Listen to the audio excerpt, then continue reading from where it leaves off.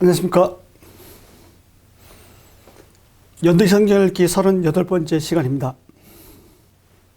이번 시간은 시가서 중에서 잠언, 전도서, 아가서에 대해서 말씀드리겠습니다. 우리가 시편은 지난 시간에 이제 2번 했고요. 욥기는 족장시대 때 했죠. 이번에는 나머지 시가서 중에서 잠언, 전도서, 아가서에 대해서 말씀드리겠고요. 잠언의 저자와 저작 시기입니다. 저자는 대부분 솔로몬이 지었습니다. 1장 1절, 그 다음에 10장 1절, 25장 1절에 그렇게 나와 있고요. 25장에서 29장은 히스기야 왕의 신하들이 솔로몬의 잠언을 편집한 부분입니다. 열왕기상 4장 32절에 보면 솔로몬이 그가 잠언 3,000가지를 말하였고라고 나오죠. 이 중에서 일부를 정리해서 일부 잠언들을 정리해서 우리에게까지 전달되었을 수도 있습니다. 30장은 야게의 아들 아굴의 잠언이 나옵니다. 그리고 31장은 르무엘 왕이 그의 어머니에게 받은 잠언도 있습니다. 30장 1절에는 이 말씀은 야게의 아들 아굴의 잠언이니 라고 나오는데요. 여기서의 잠언은 고유 명사인 마사로 읽을 수가 있습니다. 그렇게 읽을 경우에는 아굴은 창세기 25장 13절 14절에 나오는 마사 시방 출신의 이스마엘 부족의 한 사람으로 볼 수가 있습니다. 그리고 31장 1절에는 1절에 나오는 느부엘의 왕은 같은 아라비아 부족에 속했던 사람이었을 것이고요. 아굴이 개종했을 가능성도 있지만 이방 출신인 그의 글을 성경의 잠언집에 맞게 수정했을 가능성도 있습니다. 저작 시기는 주전 10세기경 솔로몬 당시 다니엘 왕국 시대라고 할 수 있겠죠. 대부분 솔로몬이 지었기 때문입니다.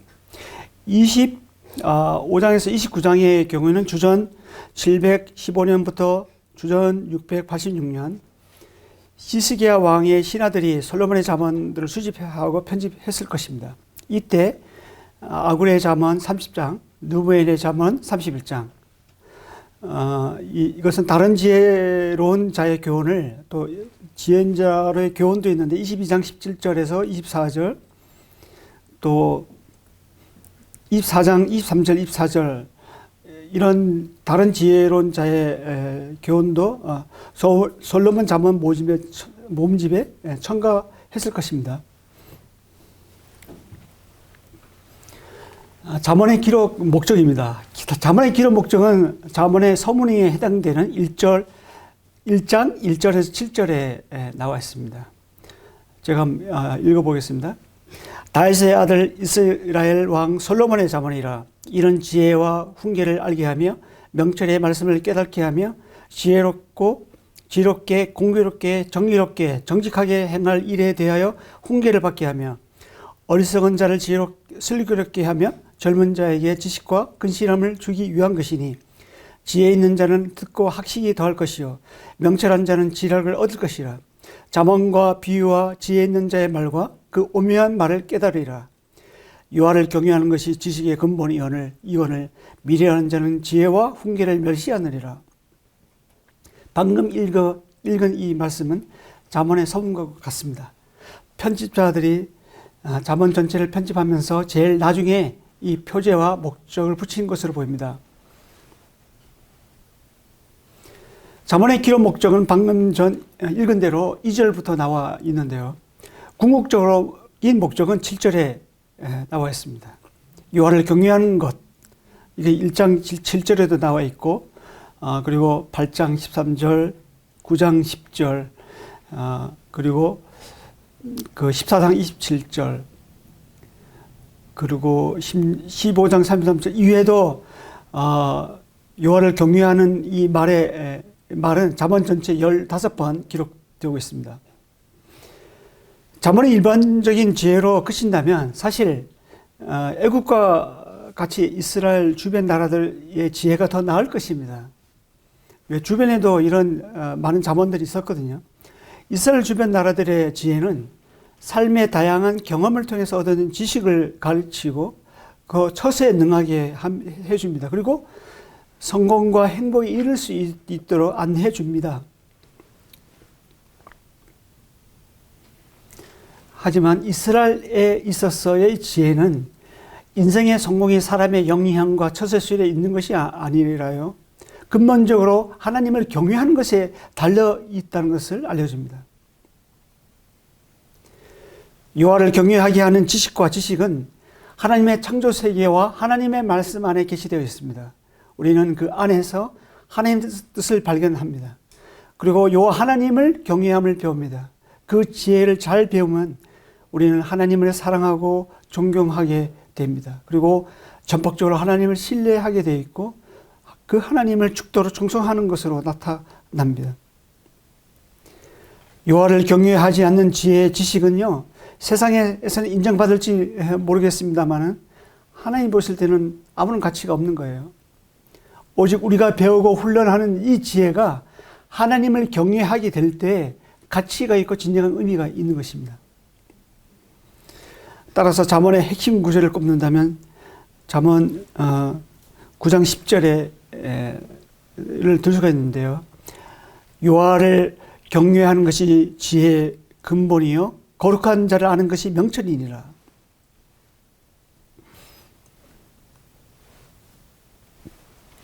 잠언의 주요 내용을 한번 보시겠습니다.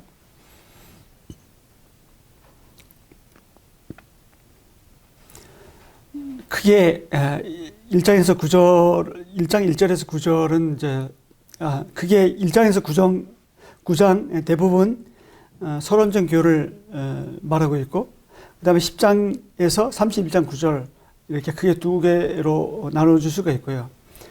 10장에서 31장은 실제적인 잠언들의 모험을 담고 있습니다.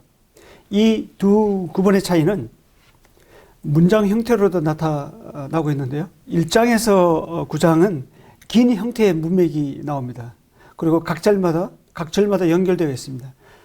가령 앞절에서는 지혜의 유익을 얘기했다면 뒷절에서는 어리석음과 악함의 파괴적인 결과를 경고하고 있습니다. 반면에 10장에서 31장은 문맥이 없습니다. 짧은 형태의 잠언들로 구성되어 있기 때문에 각 절마다 연결되어 있지 않습니다. 그리고 주제가 따로 되어 있죠. 31장 10절에서 31장 22절 이 부분은 결론적인 교훈을 담고 있고요. 이 부분은 22절로 되어 있습니다. 전에도 시편 할 때 시편 때 말씀드렸나? 그 히브리어 알파벳의 수가 22개라고 말씀드렸죠. 이번이 히브리어 알파벳 수에서 각 절의 문장의 첫머리가 히브리어 알파벳 순서대로 시작됩니다. 아마도 이제 암송하기 좋게 하기 위해서 알파벳 C를 쓴 것으로 보입니다. 결론적인 교훈은 서론적 교훈과 공통점이 있다고 하면요, 여인이 나온다는 거예요. 앞에서는 어리석은 여인 나오는 반면 뒤에서는 지혜로운 여인, 즉 현숙한 여인이 나옵니다. 31장에 나오는 지혜로운 여인, 현숙한 여인은 이상적이긴 하지만 현실적이지 못한 면이 많이 있습니다. 여기서 말하는 현숙한 여인은 누구를 가리킬까요?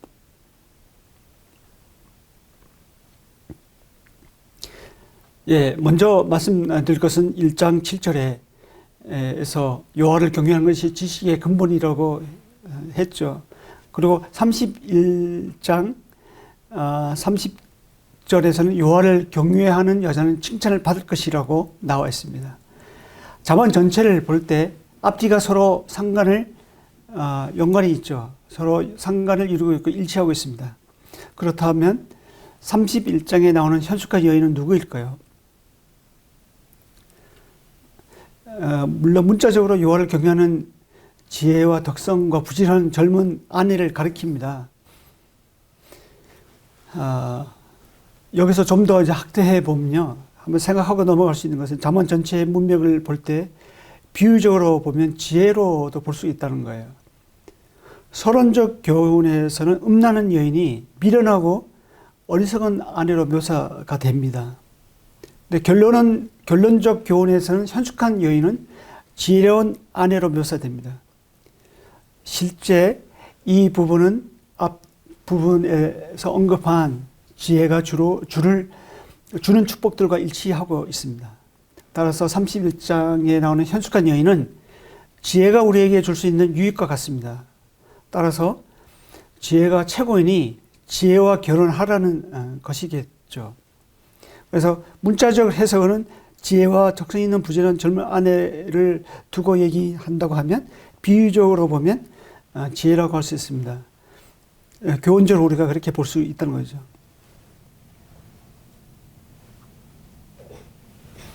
잠언의 가르침과 적용을 한번 보시겠습니다. 잠언을 읽으실 때 율법처럼 하나님 약속의 결과로 적용하지 말아야 합니다. 한 예로 잠언 23장 13절 14절을 보면요. 아이를 훈계하지 아니하려고 하지 말라. 채찍으로 그를 때릴지라도 그가 죽지 아니하리라. 내가 그를 채찍으로 때리면 그의 영혼을 수월에서 구원하리라. 이 말씀을 하나님의 약속에 대한 결과로 적용한다면 어떤 문제가 생길까요? 아이가 지옥에 떨어질까 봐 두려워서 죽도록 매질하지 않겠습니까? 그런 부모가 생길 수가 있겠죠. 실제로 이 말씀을 예언이나 율법으로 해석하고 적용하다가 사회적인 문제가 된 사례도 있습니다. 이 말씀은 적절한 시간과 상황에 맞는 체벌이 자녀를 죽음에서 건져낼 정도로 유익하다는 일반적인 원리를 담고 있습니다. 모든 자녀에게 똑같이 적용하라는 말씀이 아닙니다. 어떤 자녀에게는 체벌이 오히려 역효과가 일어날 수가 있습니다. 반말씀이 생겨서 가출하거나 더 악한 길로 갈 수가 있어요. 중요한 것은 잠언 말씀은 자녀와 상황을 익히 알고 거기에 맞게 적용해야 한다는 것입니다. 또 잠언 17장 8절의 이 말씀을 보시면요. 뇌물은 그 임자가 보기에 보석 같은즉 그가 어디로 향하든지 형통하게 하느니라. 이 말씀을 율법으로 해석한다면 어떻게 될까요?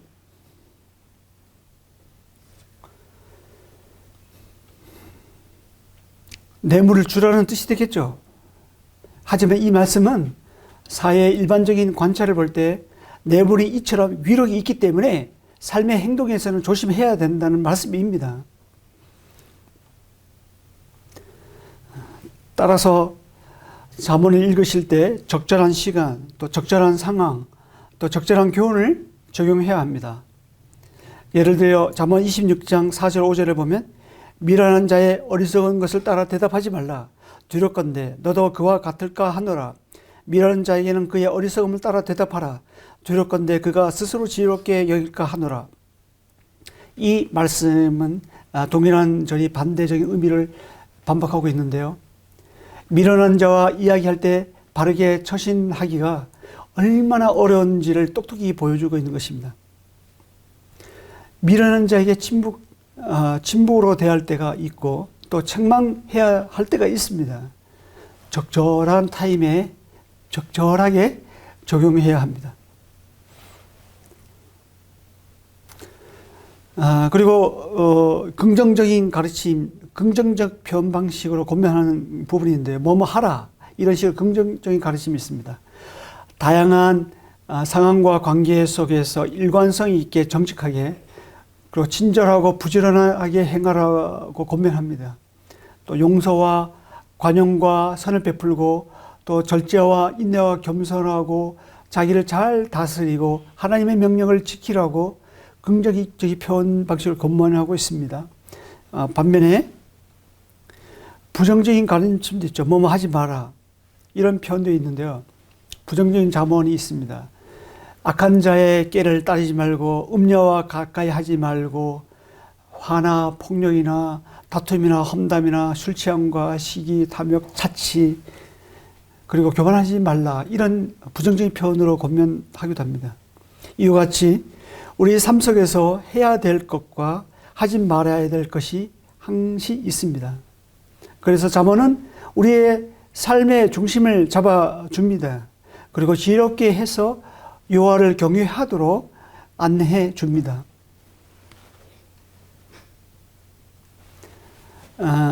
아가서를 한번 보시겠는데요. 아가서의 특징을 보시겠습니다. 1장 1절에 보면 솔로몬의 아가라고 나옵니다. 이 외에도 솔로몬에 대한 언급이 본문에 7번 나오는데요. 아가서의 저자가 솔로몬이라고 보는 것은 그리 어렵지 않습니다. 진짜 솔로몬이 지었는가에 대해서는 아직도 논의 중에 있기도 합니다만은 저자가 솔로몬이라는 것은 일반적인 전통적인 견해이기 때문에 그렇게 아시면 되겠습니다. 아가서의 저작 연대에는 솔로몬 통치 기간인 주전 10세기 경으로 봅니다. 솔로몬의 통치 말기에는 후궁이 700, 첩이 300명이라고 나오죠. 아가서 6장 8절 9절에 보면 왕비가 60명이요 후궁이 30명이라고 나오고 시녀가 무수하다고 나옵니다. 그렇다면 아가서는 솔로몬이 타락하기 전이 통치 초기에 쓰여졌다고 볼 수가 있겠죠. 아가서의 제목은 히브리어 원어에 보면 솔로몬의 노래들 가운데 노래라고 되어 있습니다. 노래들 중에 가장 아름다운 노래라는 뜻입니다. 아가서는 역사서로 읽으면 읽으려 하면 해석이 잘 안 됩니다. 아가서는 사랑의 시를 모아놓는 것으로 봐야 합니다.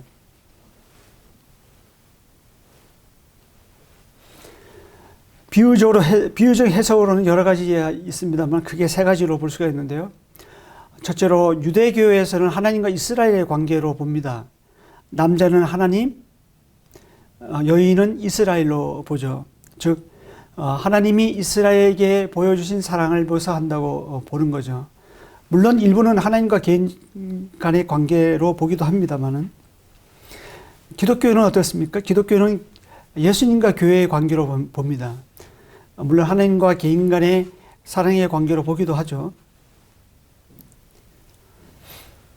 셋째는 위의 두 가지처럼 비유적으로 해석하지 않고 단순히 결혼이라는 제도 내에서 남녀 간의 사랑과 성을 노래하는 것으로 보기도 합니다. 우리는 부부 간의 사랑의 관계 속에서 하나님의 사랑을 경험적으로 알 수가 있죠. 성경은 하나님과 자기 백성과의 관계를 결혼에 비유하기도 하죠. 호세아서 1장 2절, 예레미야 3장 14절, 에베소서 5장, 또 요한계시록 19장 이런 데 보면 그렇게 나와 있는데요. 하나님의 남편 되시고 또 성도들은 신부가 되는 것입니다. 따라서 결혼에 대해 많이 이해하면 할수록 우리는 하나님과 우리의 관계를 더 많이 이해하고 깨달을 수가 있습니다. 사실 결혼하면 하나님이 우리를 어떻게 사랑하는지 우리가 많이 경험적으로 알게 되죠. 이것이 결혼의 비밀, 결혼 가운데 담겨 있는 비밀입니다. 전도서에 대해서 한번 보시겠는데요. 전도서의 저자와 저작 시기입니다. 1장 1절에 보면 다윗의 아들 예루살렘 왕 전도자의 말씀이라 나오는데 히브리어로 전도자가 코헬레이라고 되어 있고요. 이외에도 여러 본문에서 알 수가 있는데 전도서의 저자는 솔로몬이라고 보는 게 일반적인 견해입니다. 솔로몬은 말년에 회개하고 자신의 삶을 돌아보면서 무엇이 인생에서 가장 가치 있고 중요한지를 전도서를 통해서 유언처럼 글을 남기고 있습니다. 이 책의 저자를 가리키는 전도자는 히브리어 골렛이라고 아까 좀 전에 말씀드렸죠. 회중을 모으는 사람, 회중의 인도자, 또 회중을 가르치는 선생이라는 뜻이 있고요. 솔로몬은 자신을 왕으로서가 아니라 코헬렛, 즉 지혜 교사로서 객관적으로 전도서를 쓰고 있는 것입니다. 솔로몬은 인생을 관찰한 것과 자신의 경험을 바탕으로 백성들에게 지혜를 가르치고 있습니다. 전도서의 특징 중 하나는 핵심 단어가 반복된다는 것입니다. 반복되는 핵심 단어가 갖는 의미를 한번 살펴보겠습니다. 헛되다는 말이 이제 35번 나오는데요. 전도서 전반에 걸쳐서 이게 일이 굉장히 많이 나옵니다. 헛되다. 원래 뜻은 이게 숨이라는 뜻이고요. 바람, 헛됨, 허무함을 나타냅니다. 이 말이 갖는 의미는 하나님과 관계하지 않는 삶의 모든 영역이 헛되다는 것입니다. 그것은 쓸모없고 공허하고 무익한 것들입니다. 오직 우리의 모든 삶이 하나님과 하나님 말씀과 관계할 때에만이 의미가 있고 가치 있다고 강조하고 있습니다. 전도서 전반부에는 9번 나오는 이 바람을 잡으라는 것이다. 이것은 헛되다와 같은 의미로 사용됩니다. 그 다음에 일, 노동, 수고 이런 단어가 약 40번 나오는데요. 하나님과 관계하지 않는 인간의 모든 수고가 헛되다는 것을 강조하고 있습니다. 우리가 인생에서 엄청 노동을 많이 하잖아요. 수고들 많이 하고. 근데 자기와 자기 가족을 위해서 부단히 애를 쓰고 있습니다. 근데 그것이 사실 하나님과 관계하지 않을 때는 아무것도 아닌 거죠. 그리고 그것이 우리 하나님과 관계해서 하나님께 어떤 예물을 드리고 연보도 하고 또 그것을 다른 사람을 섬기고 우리가 버는 목적이, 노동하는 목적이 거기에 있는 거예요. 그럴 때 노동이 가치가 있는 거고 물질이 의미가 있는 거고 우리의 삶이 행복한 것입니다. 세 번째로 헤아레라는 단어는 29번 나오고요. 이 세상과 세상이 주는 것들의 한계를 나타내고 있습니다. 그리고 좋은, 더 좋은 이런 말이 40번 나옵니다. 그리고 선물, 또 주다 이런 건 11번 나오고 있고요. 하나님께서 주신 것으로 인생을 즐겁게 사는 것이 하나님의 선물이라고 말씀하십니다. 이것이 전도서에서 말하고 있는 핵심적인 개념 중 하나입니다. 인생은 하나님의 영광을 위해서 열심히 바쁘게 살아갑니다. 그렇게 미래를 위해서 살아가지만 막상 그 목적지에 도달하게 되면 인생은 허무하다는 것이죠. 미래를 위한다 하면서 현재 누려야 될 것들을 못 누리고 산다면 무슨 유익이 있겠습니까? 그래서 전도자는 미래를 위해서 살기보다는 물론 미래를 위해서 살지만 미래를 위해서 살기보다는 현재를 즐겁게 누리며 살라고 합니다. 미래에 대한 준비 때문에 현재를 누리는 삶을 포기하지 말라는 것이죠. 요셉은 국무총리의 꿈을 꾸고 그 목표를 위해서 현재 삶을 포기하면서 산 것이 아닙니다. 요셉은 현재 하나님과 동행하면서 즐겁게 살았습니다. 그렇게 살다 보니까 어느새 총리의 자리에 와 있었던 것이죠. 그런 요셉은 국무총리 자리에 있을 때 또 흔들리지 않았죠. 그리고 하나님의 임재와 영광을 위해서 여전히 살아갔습니다. 그것이 가능한 것은 현재를 살면서 하나님과 동행하면서 즐겁게 살았기 때문입니다.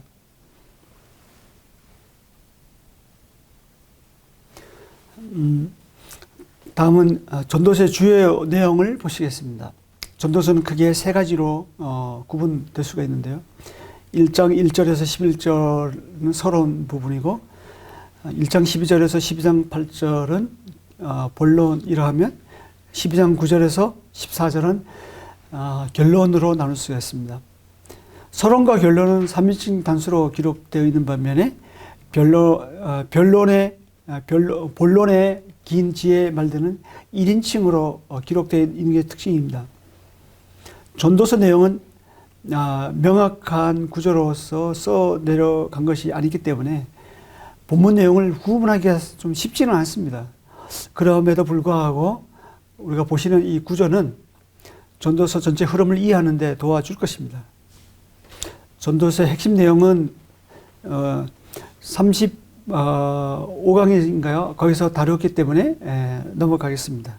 자세한 것은 보시는 화면이나 프린트물을 참조하시면 되겠습니다. 전도서가 주는 교훈입니다. 전도서는 우선적으로 하나님이 정해주신 질서를 있는 그대로 받아들이라고 합니다. 전도서는 사람의 행복과 성공은 자기가 하기 나름이다라는 이 전통적인 지혜론에 회의적으로 접근합니다. 이 세상 지혜는 그렇잖아요. 자기가 하기 나름이다. 자기가 얼마나 하는 것에 따라서 사람이 행복할 수도 있고 성공할 수도 있고 이렇게 가르치죠. 현실 세계에서는 근데 어때요? 현실 세계에서는 사실 어긋나는 일이 많이 있습니다. 그리고 해 아래에 있는 그 어떤 사람도 결코 행복을 누리지 못한다는 사실입니다. 그 돈 있는 사람 자살하죠. 인기 있는 연예인들 어때요? 많은 사람이 자살합니다. 정치 권력 있는 사람도 자살합니다. 그것은 결코 행복을 주지 못한 거죠. 그리고 그마저도 행복하게 산다 해도 죽는 순간에 모든 것이 끝난다는 사실입니다. 그렇다면 그런 인생이 무슨 의미가 있는가입니다. 어떻게 보면 절망적으로 보이죠. 하지만 전도자는 하나님만이 이 모든 의미를 아신다는 것을 알려줍니다. 따라서 하나님이 정해주신 이 질서를 인정하고 있는 그대로 받아들이라고 합니다. 두 번째는 삶을 최대한 즐기고 누리라고 합니다. 이것은 쾌락주의에 빠지라는 것은 아닙니다. 현재를 최선을 다해 살라는 뜻이겠죠. 세 번째는 인생의 한계를 알고 쓸데없이 걱정하거나 고생하지 말라고 합니다. 인간은 자신의 노력으로는 자신이 원하는 그 어떤 것도 성취할 수 없다고 합니다. 쓸데없이 인생을 허비하지 말고 하나님을 의식하면서 오늘을 살면 됩니다. 그 외의 것들은 하나님께 맡기고 지혜가 이끄는 대로 따라가면 되겠죠. 네 번째는 하나님을 경외하고 그의 명령을 지키라는 것입니다. 청년의 때 공고한 날이 이르기 전에 나는 아무 낙이 없다고 할 해가 가까이 전에 그리 하라고 하는 것입니다. 특히 3장 14절에서는 하나님께서 행하시는 모든 것이 영원히 있을 것이라 그 위에 더할 수도 없고 그것에 덜 할 수도 없나니 하나님이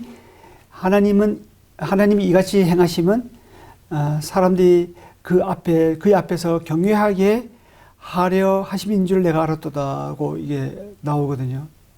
즉 땅에 속한 것은 다 헛되어 바람을 잡으는 것이지만 하나님께 속한 것은 영원하기 때문에 하나님을 경외하는 것만이 영원히 있을 것이라고 하는 것입니다.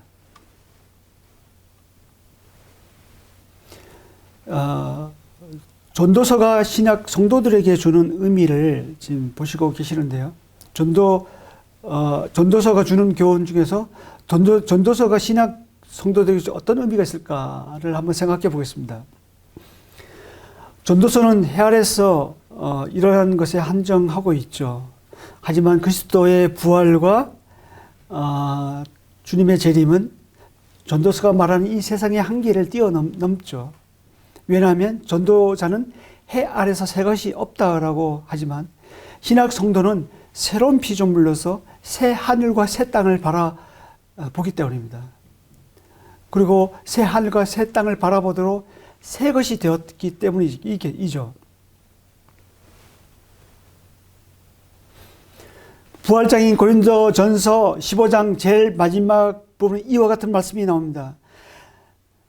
15장 58절에 보면 고린도전서 그러므로 내 사랑하는 형제들아 견실하며 흔들리지 말고 항상 주의 일에 더욱 힘쓰는 자들이되라. 이는 너의 수고가 주 안에서 헛되지 않은 줄 알미라.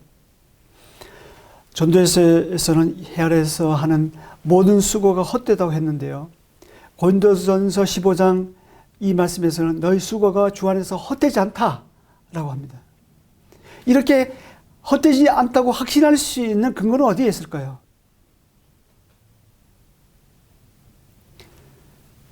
네, 바로 부활 신앙에 있습니다. 죽음 넘어 영원한 하나님의 나라의 가치를 두고 사는 성도는요, 항상 주의 일에 더욱 힘쓰는 자들입니다. 이것이 전도서에서 말하고 있는 여호와를 경외하고 그의 말씀을 순종하는 삶입니다. 해 아래에서 새 것이 없다고 했지만 주님, 하나님을 벗어나면 해 아래에서 새 것이 아무도 없겠죠. 그렇지만 그리스도 안에, 성령 안에, 주님 안에 있으면 모든 것이 새롭습니다. 하루하루 사는 것이 매일 새롭습니다. 우리가 하나님 말씀으로, 하나님 말씀 읽고 하나님 말씀대로 걸어갈 때 그 모든 삶이 새로운 거예요. 우리의 육신은 후퇴해 가지만 우리의 몸은 점점 썩어져 가지만 우리의 속사람은 날로 새롭도다 하지 않았습니까? 사도 바울이 그렇게 얘기하고 있죠. 우리의 속사람은 날로 새롭도록 하나님 말씀과 기도로서 날마다 걸어가야 되겠습니다. 감사합니다. 다음 시간에 또 뵙겠습니다.